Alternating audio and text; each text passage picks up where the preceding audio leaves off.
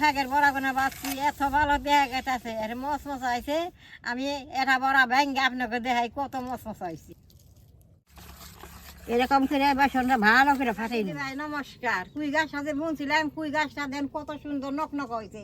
এই কুই গাছের কটা পাতা তুইলে বড়া বানামু, বড়া বানিয়ে খামু। ডুগা কিনা দেন কত সুন্দর দেখতে, কত ভালো দেখা যায়। আজকে তো আমি ডুগা তুলুম না, খালি পাতা তুলুম।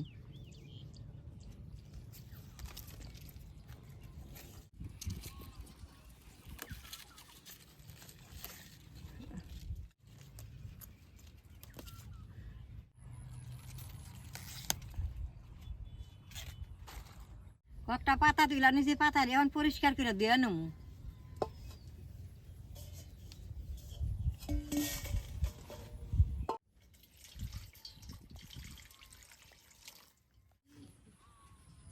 বেসনটা সুন্দর করে ফাটিয়ে নেবো। অল্প লবণ হলদি শুকনো মরিচের ফাঁকি বেসনের মধ্যে দিয়ে সুন্দর করে বেসনটা ফাটিয়ে নেবো।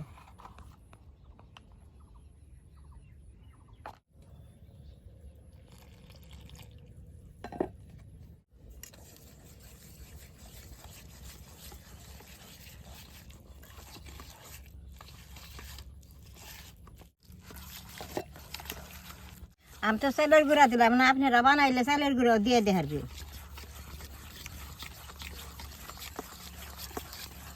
এরকম করে বেসনটা ভালো করে ফাটাই নেব।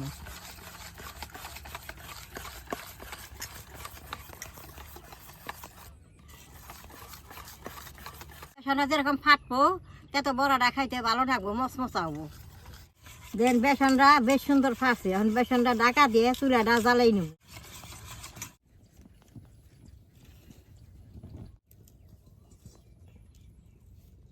বড় বড় পাতা গুনে 2 বাস করে নেবো, তাহলে বাঁচতে ভালো হবো।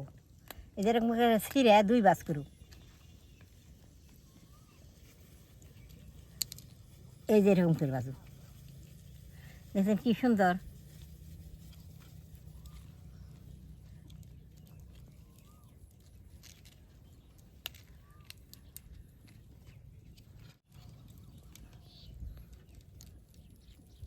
কড়াইটা গরম হয়েছে, তেলটা দিয়ে নেবো। তেলটা এরকম করে ওরা কড়াইতে বড়িয়ে ঘুরিয়ে দিব। বেসন গুনে এরকম করে পাতার মধ্যে বড়িয়ে নেবো।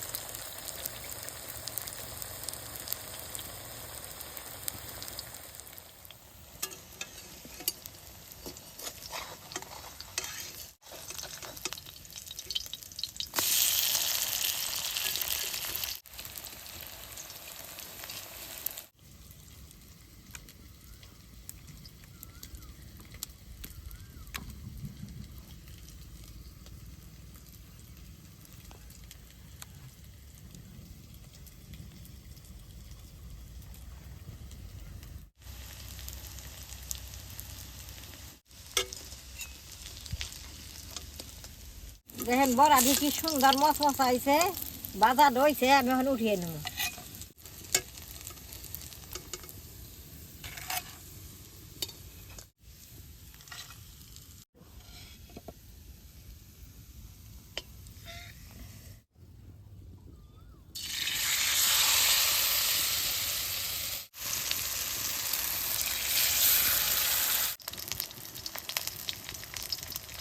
দাদা ভাই দিদি ভাই, আজকে মাঠে খুব বাতাস আছে। এই মাঠে রান্না করতে বাতাসের মধ্যে খুব কষ্ট হয়।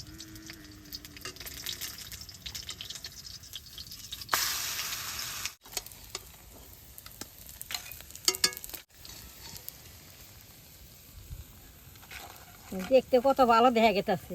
দাদা ভাই দিদি ভাই কুই শাকের বড়া কোনা বাঁচছি, এত ভালো দেখা গেছে, এর মশ মশা হয়েছে।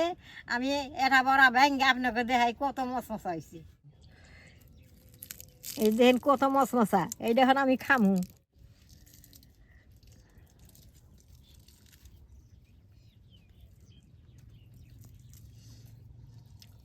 এই ভালো হয়েছে।